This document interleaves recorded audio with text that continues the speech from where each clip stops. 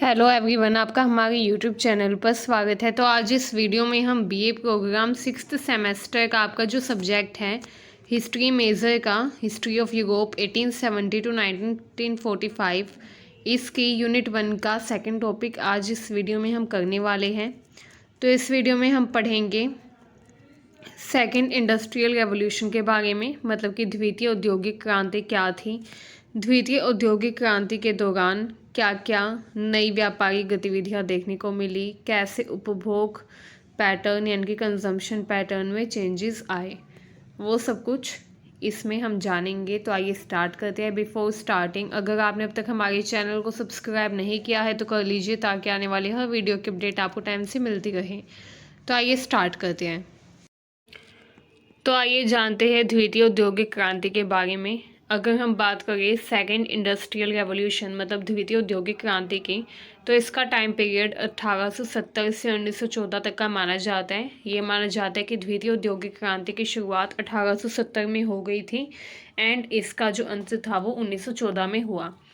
अब ये एक ऐसी अवधि थी जब तकनीकी प्रगति देखने को मिली, मतलब कि टेक्नोलॉजी की फील्ड में काफ़ी एडवांसमेंट देखी गई, ठीक है। एंड औद्योगिकरण जो था वो बहुत तेज़ी से बढ़ गया, उद्योगों का विकास हुआ एंड उद्योग जो थे, अब उन उद्योगों में तकनीकों का उपयोग होना शुरू हो गया, ठीक है। जहाँ पहले सब कुछ हैंडमेड होता था, हाथों से किया जाता था, लेकिन अब मशीनें आ गई, अब सब कुछ मैकेनाइज हो गया, मशीनीकृत हो गया, तकनीकी प्रगति देखने को मिली, ठीक है। टेक्नोलॉजी काफ़ी नई नई आ गई। ये जो औद्योगिक क्रांति थी ये पहली औद्योगिक क्रांति से अलग थी। पहली औद्योगिक क्रांति जो कि 18वीं तथा 19वीं शताब्दी में हुई थी, उसमें ऊर्जा के जो स्रोत थे वो इतने एडवांस नहीं थे। लेकिन दूसरी जो औद्योगिक क्रांति थी, द्वितीय औद्योगिक क्रांति जो थी, इसमें नई ऊर्जा स्रोत, नए उत्पादन के तरीके, नई उत्पादन विधियों तथा वैज्ञानिक नवाचारों का उपयोग देखा गया। इसीलिए द्वितीय औद्योगिक क्रांति को ज़्यादा बेहतर माना गया। विशेषताएं देखिए, जो द्वितीय औद्योगिक क्रांति थी इसमें नई ऊर्जा स्रोतों का उपयोग किया गया। जहां पहले ऊर्जा के उत्पादन के लिए कोयले का उपयोग होता था, अब नए जो स्रोत थे ऊर्जा के, उनका उपयोग होना शुरू हो गया, ठीक है। नए ऊर्जा स्रोतों का उपयोग हुआ, जैसे बिजली, पेट्रोलियम, स्टील, ठीक है। बिजली और पेट्रोलियम का उपयोग हुआ, स्टील का बड़े पैमाने पर उत्पादन किया गया, नई नई तकनीकें आ गई, बिजली से चलने वाले उपकरण, टेलीफोन, बल्ब तथा इंजन जैसी खोजें हुई। जब नई तकनीकें आई तो क्या हुआ, नई नई खोजें भी हुई। टेलीफोन की खोज हो गई, बिजली से चलने वाले उपकरण की खोज हो गई, बल्ब की खोज हो गई, ठीक है। इसके अलावा औद्योगिकरण तेज़ी से हुआ, भारी उद्योग जैसे स्टील, केमिकल, इलेक्ट्रॉनिक्स, इन सब का भी तेज़ी से विस्तार हुआ। परिवहन के क्षेत्र में क्रांति आ गई, रेलवे, ऑटोमोबाइल, स्टीमशिप, इन सब का विकास हुआ, जिससे व्यापार तथा यात्रा आसान हो गई। शोध तथा विकास को बढ़ावा मिला, जिससे नई मशीनें तथा औद्योगिक प्रक्रियाओं का विकास हुआ, ठीक है। वैश्विक व्यापार का विस्तार हो गया। नई तकनीकों से क्या हुआ, उत्पादन बढ़ा। जब नई तकनीकें आ गई तो क्या हुआ, उत्पादन बढ़ गया। जब उत्पादन बढ़ा तो अंतर्राष्ट्रीय व्यापार होने लगा, एंड जब अंतर्राष्ट्रीय व्यापार होने लगा तो उपनिवेशवाद और भी ज़्यादा मजबूत हुआ, ठीक है। श्रमिक वर्ग का विकास हुआ, कारखानों में काम करने वाले मजदूरों की संख्या बढ़ने लग गई, जिससे श्रमिक आंदोलन तथा यूनियनों की भी शुरुआत हुई। शहरीकरण बड़े पैमाने पर हुआ, बड़े पैमाने पर जो लोग थे वो शहरों की तरफ पलायन करने लग गए, जिससे नए औद्योगिक नगर विकसित हुए, ठीक है। इस तरीके से द्वितीय औद्योगिक क्रांति ने आधुनिक उद्योगों की नींव रखी तथा यूरोप, अमेरिका व जापान जैसी अर्थव्यवस्थाओं को तेजी से विकसित किया। अगर हम बात करें द्वितीय औद्योगिक क्रांति के कारण, तो जो विशेषताएं थी वही आप कहीं ना कहीं कारण भी मान सकते हैं, ठीक है। द्वितीय औद्योगिक क्रांति के क्या क्या कारण थे, तो पहला तो यही है कि नए ऊर्जा स्रोत आ गए थे, ठीक है। जहाँ पहले कोयले का उपयोग होता था ऊर्जा के स्रोत के रूप में, अब बिजली का, पेट्रोलियम का उपयोग होने लग गया, जिससे उद्योगों की उत्पादन क्षमता बढ़ गई। बिजली और पेट्रोलियम का जब उपयोग किया गया तो इससे क्या हुआ, उद्योगों की जो उत्पादन क्षमता थी वो बढ़ी। जब उत्पादन क्षमता बढ़ी तो जो उत्पादन था वो बढ़ने लग गया, उत्पादन बढ़ा तो क्या हुआ, व्यापार बढ़ा। ठीक है, जिससे जो द्वितीय औद्योगिक क्रांति थी वो हुई। दूसरा, वैज्ञानिक व तकनीकी प्रगति। बिजली, टेलीफोन, स्टील उत्पादन, रासायनिक उद्योग तथा मशीनों में नए नए आविष्कार हुए। जब नए आविष्कार हुए तो इससे भी उत्पादन बढ़ा। परिवहन अच्छा हो गया, संचार के क्षेत्र में भी क्रांति आ गई। जब परिवहन अच्छा हुआ तो क्या हुआ, व्यापार बढ़ा। ठीक है, क्योंकि जब परिवहन अच्छा होगा तो उद्योगों तक कच्चा माल लेके जाने में तथा तैयार वस्तुओं को उद्योगों से बाजारों तक लाने में कोई भी समस्या नहीं होगी एंड इससे व्यापार बढ़ेगा। एंड उस टाइम पर यही हुआ, जब परिवहन अच्छा हुआ तो उद्योगों तक कच्चा माल पहुंचाने में लगने वाला जो समय था वो अब कम हो गया, जिससे जल्दी उत्पादन होने लग गया। एंड उद्योगों से तैयार वस्तुओं को बाजार में पहुंचाने में भी अब ज़्यादा समय नहीं लगता था, क्योंकि परिवहन जो था वो अच्छा हो गया था। एंड इसने भी कहीं ना कहीं उत्पादन तथा व्यापार को बढ़ाने में मुख्य भूमिका निभाई। रेलवे, स्टीमशिप, ऑटोमोबाइल तथा टेलीग्राफ जैसी सुविधाएं जो थी वो तेज़ी से विकसित हुई, जिसने व्यापार व उद्योगों का विकास किया। बड़े पैमाने पर उत्पादन हो रहा था उस टाइम पर। मशीनें जो थी उनसे ज़्यादा मात्रा में ज़्यादा संख्या में वस्तुओं का निर्माण हो सकता था। जहाँ पहले हाथ से 10 वस्तुएं बनती थी, अब मशीन से एक बारी में 100 वस्तुएं बनने लग गई। इससे क्या हुआ, बड़े पैमाने पर उत्पादन होने लग गया। जब बड़े पैमाने पर उत्पादन हुआ तो लागत घटी। जब लागत घटी तो क्या हुआ, व्यापार बढ़ा, क्योंकि जब प्राइस कम होगा तो डिमांड बढ़ेगी। एंड वही एग्जैक्टली उस टाइम पर हुआ, जब उत्पादन बढ़ा तो लागत घटने लग गई। जब लागत घटी, जब कीमतें घटी तो डिमांड बढ़ी, मांग बढ़ी, जिससे व्यापार बढ़ा। एंड व्यापार अगर बढ़ेगा तो क्या होगा, जो उद्योग है वो और भी ज़्यादा विकसित होंगे। ठीक है, यही उस टाइम पर हुआ। बैंकिंग व वित्तीय विकास। बड़े बैंक तथा शेयर बाजारों की स्थापना हुई, जिससे उद्योगों को पूंजी मिलना आसान हो गया, जिससे नए कारखाने स्थापित हुए। जहाँ पहले पूंजी प्राप्त करने का कोई साधन नहीं था, सिर्फ जो अमीर लोग थे जिनके पास ऑलरेडी पूंजी होती थी वही उद्योग खोल सकते थे। लेकिन अब नॉर्मल जो इंसान थे, जो नॉर्मल लोग थे जिनके पास पूंजी कम होती थी, वो भी अब उद्योग खोल सकते थे, क्योंकि अब उनको ऋण प्राप्त हो जाता था आसानी से। क्योंकि पूंजी या ऋण प्राप्त करने के लिए बड़े बड़े बैंक तथा शेयर बाजारों की अब स्थापना हो गई थी, जिससे उद्योगों की पूंजी मिलना अब आसान हो गया। नए कारखाने स्थापित होने लग गए इससे। साम्राज्यवाद तथा उपनिवेशवाद। यूरोपीय देशों ने अफ्रीका व एशिया में अपने उपनिवेश बनाए, जहां से उन्हें सस्ते कच्चे माल तथा नए बाजार मिल सके। ज़्यादातर जो उपनिवेश बनाए गए थे वो अफ्रीका तथा एशिया महाद्वीप के देशों को बनाया गया था। ठीक है, जैसे इंडिया भी एशिया में स्थित है, अफ्रीका और एशिया में जो देश थे उन्हीं में ज़्यादातर उपनिवेश बनाए गए थे यूरोपियन कंपनीज के द्वारा, यूरोपियन देशों के द्वारा। ठीक है, यूरोप के जो देश थे वो काफ़ी अमीर थे, काफ़ी ताकतवर थे। एंड वो क्या करते थे, अफ्रीका तथा एशिया के जो देश थे उनको अपना उपनिवेश बना लेते थे, मतलब अपना गुलाम बना लेते थे। एंड वहाँ से कच्चा माल लेकर आते थे कम कीमत पर, एंड अपने देश में तैयार वस्तुओं को वहाँ ले जाकर बेचते थे एंड मुनाफा कमाते थे। तो ये उस टाइम पर काफ़ी ज़्यादा हो रहा था। ठीक है, कृषि में सुधार जो हुआ था ये भी कहीं ना कहीं द्वितीय औद्योगिक क्रांति के पीछे मुख्य कारण माना जाता है। अब आप सोचेंगे कि कृषि में सुधार कैसे कारण हो सकता है द्वितीय औद्योगिक क्रांति का। तो देखिए, पहले लोग क्या करते थे, सभी लोग खेती करते थे, सभी लोग अपने खाने के लिए खुद फसल उगाते थे। सबसिस्टेंस फार्मिंग होती थी पहले, मतलब लोग अपने आजीविका निर्वाह के लिए, अपने जीवन निर्वाह के लिए खुद खेती करते थे एंड अपने लिए खुद ही उत्पादन करते थे, जिसकी वजह से वो कोई और काम नहीं कर पाते थे, क्योंकि उनको अपने लिए फसल उगानी पड़ती थी। इसलिए सारे लोग जो थे वो खेती में संलग्न होते थे। लेकिन फिर क्या हुआ, जब नई तकनीकें आ गई, कृषि में सुधार हुआ, खाद, उर्वरक तथा अधिक उत्पादन देने वाले बीज आ गए, तो इससे क्या हुआ, उत्पादन बढ़ गया। जब खाद्य उत्पादन बढ़ा तो बाज़ारों में एक्सेस जो अनाज था, मतलब कि जो एक्स्ट्रा प्रोडक्शन होता था, फूड प्रोडक्ट होता था, वो बाज़ार में अवेलेबल होने लग गया। ठीक है, जिससे क्या हुआ, लोगों को अब ज़रूरत नहीं थी कि वो खुद के लिए फसल उगाएं, एंड अब वो शहरों में जाकर कोई और काम कर सकते थे। तो ये उस टाइम पर फ़ायदा हुआ। ठीक है, जब कृषि में सुधार हुआ तो क्या हुआ, लोग जो थे उन्होंने फसल उगाने का काम छोड़कर क्या करना शुरू कर दिया, दूसरा काम करना शुरू कर दिया। लोग शहरों में रहने लग गए, शहरों में मजदूरों की संख्या बढ़ गई।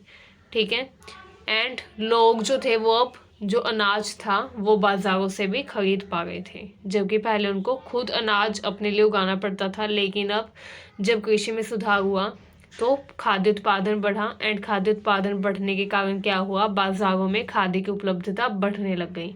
जब बाज़ारों में खाद्य की उपलब्धता बढ़ी तो लोगों को ज़रूरत नहीं थी कि वो खुद के लिए अनाज उगाए, अब वो बाज़ारों से खाद्य पदार्थ खरीद सकते थे। ठीक है, तो इस तरीके से कृषि में सुधार होने से द्वितीय औद्योगिक क्रांति का मार्ग प्रशस्त हुआ।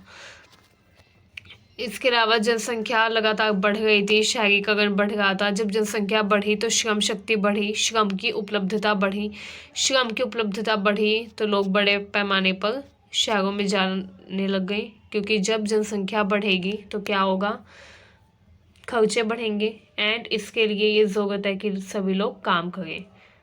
तो सभी लोग जो थे अब वो शहरों की तरफ जाने लग गए, बड़े पैमाने पर लोग शहरों में गए, कारखानों में काम ढूंढने लग गए, कारखानों में काम करने लग गए।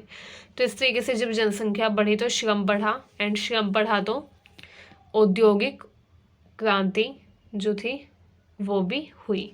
ठीक है, सरकारी नीतियाँ, कई सरकारों ने उद्योगों को बढ़ावा देने के लिए संरक्षणवादी नीतियाँ अपनाई तथा वैज्ञानिक अनुसंधान को प्रोत्साहित किया।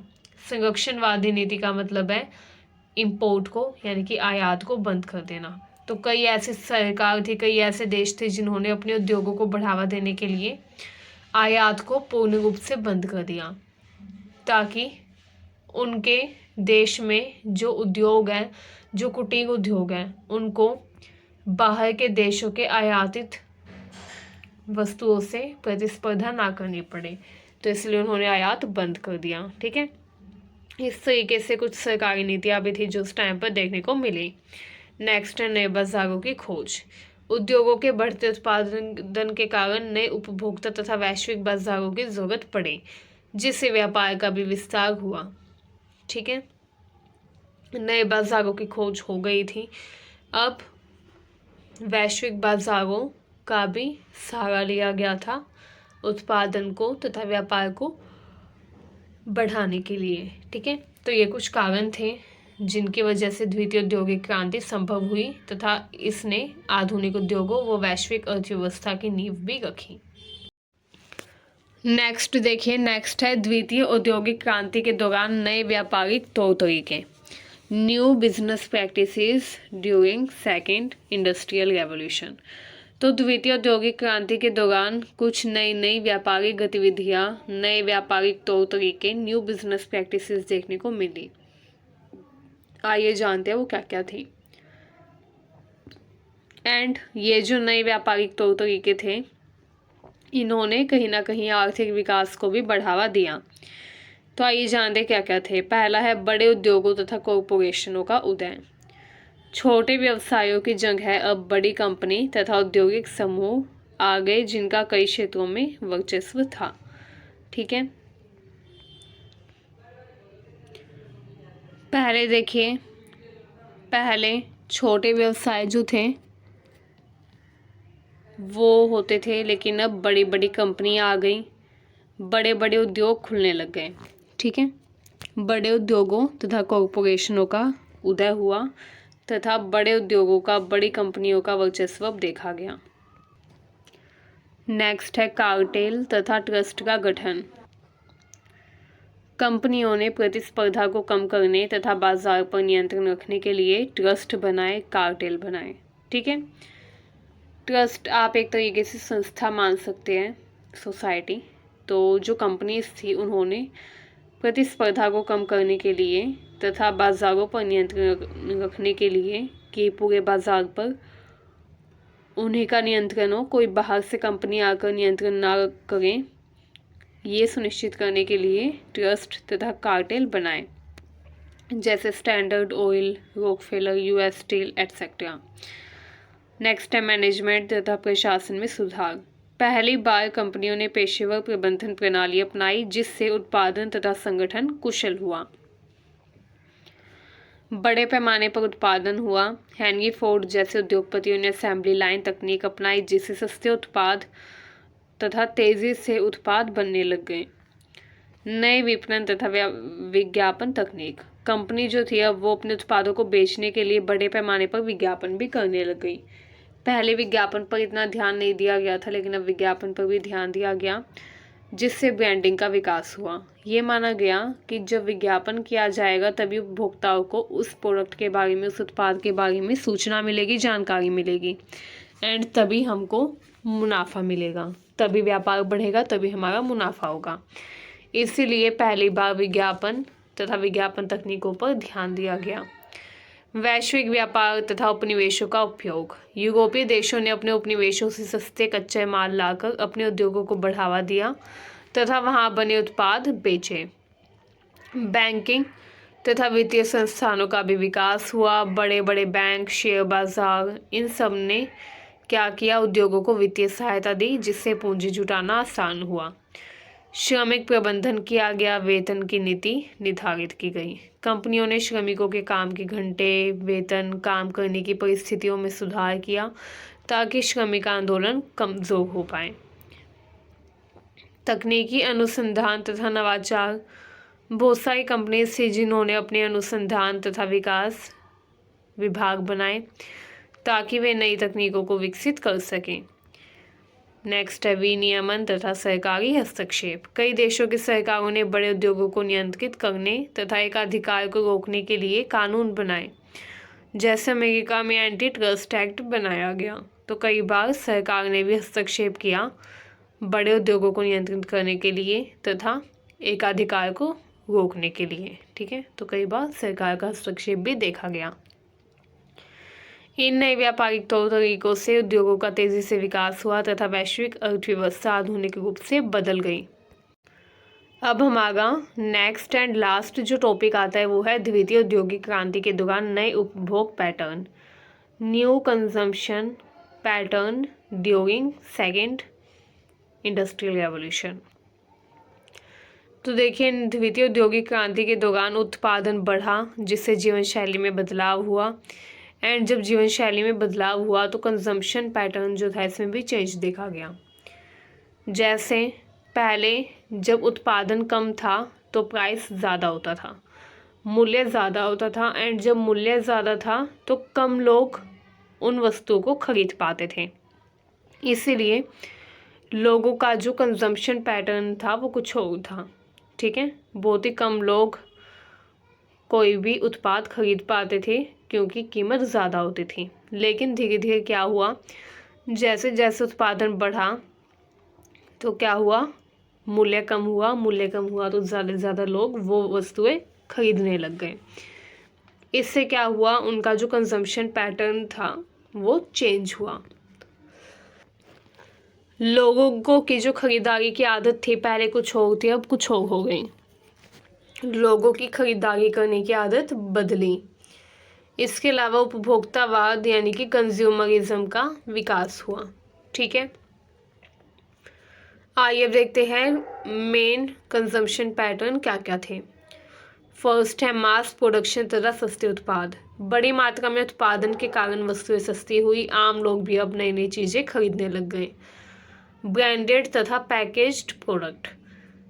स्थानीय तथा बिना ब्रांड वाले उत्पाद जो थे, जो कि पहले लोग खरीदते थे, अब लोगों ने वो खरीदने बंद कर दिए। अब लोग ब्रांडेड तथा पैकेज्ड जो प्रोडक्ट्स होते थे उनको खरीदने लग गए। ठीक है, स्थानीय व बिना ब्रांड वाले उत्पादों की जगह ब्रांडेड तथा पैकेजिंग किए गए उत्पादों ने ले ली। डिपार्टमेंटल स्टोर्स तथा खुदरा बेकरी। बड़े बड़े शहरों में डिपार्टमेंटल स्टोर्स खुलने लग गए। ठीक है, जहाँ पर उपभोक्ता एक ही जगह पर कई तरह की चीज़ें खरीद सकते थे।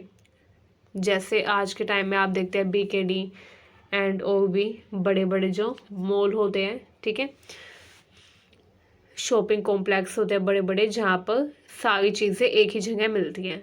वैसे वहाँ पर भी देखा गया बड़े बड़े डिपार्टमेंटल स्टोर्स खुले, जहाँ पर उपभोक्ता को एक ही जगह पर कई तरह की चीज़ें मिल जाती थी, ताकि उपभोक्ता का समय बचे तथा उसको एक चीज़ के लिए अलग अलग जगहों पर, अलग अलग चीज़ खरीदने के लिए अलग अलग जगहों पर ना जाना पड़े, एक ही जगह से सारी चीज़ें मिल जाएं। तो इस तरीके से डिपार्टमेंटल स्टोर्स खुले। विज्ञापन तथा मार्केटिंग का प्रभाव देखा गया। वो अखबार, पोस्टर, पत्रिकाओं, इन सब में विज्ञापन देखने को मिले, जिससे लोगों में नए उत्पाद के प्रति रुचि बढ़ी। फैशन तथा उपभोक्ता वस्तुओं का प्रचलन जो था वो भी अब बढ़ गया।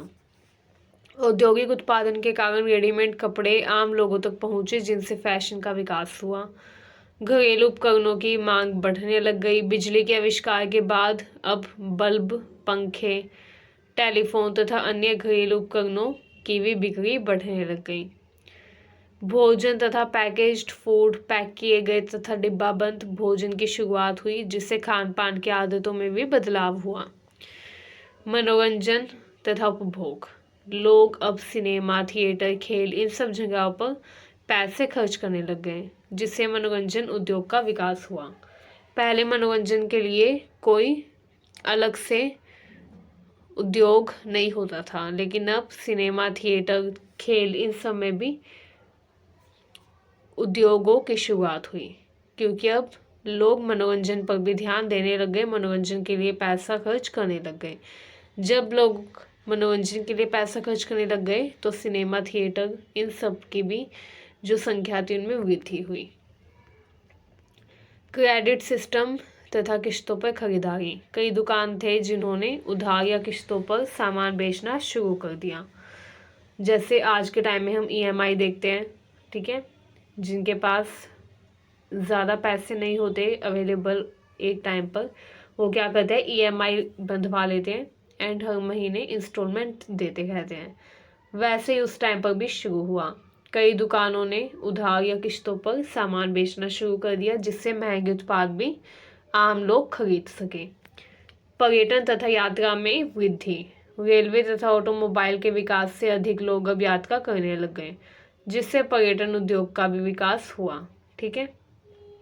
इन उपभोग पैटर्नों के कारण एक नई उपभोक्ता संस्कृति का जन्म हुआ, जिसने आधुनिक अर्थव्यवस्था की नींव रखी। आज के लिए बस इतना ही।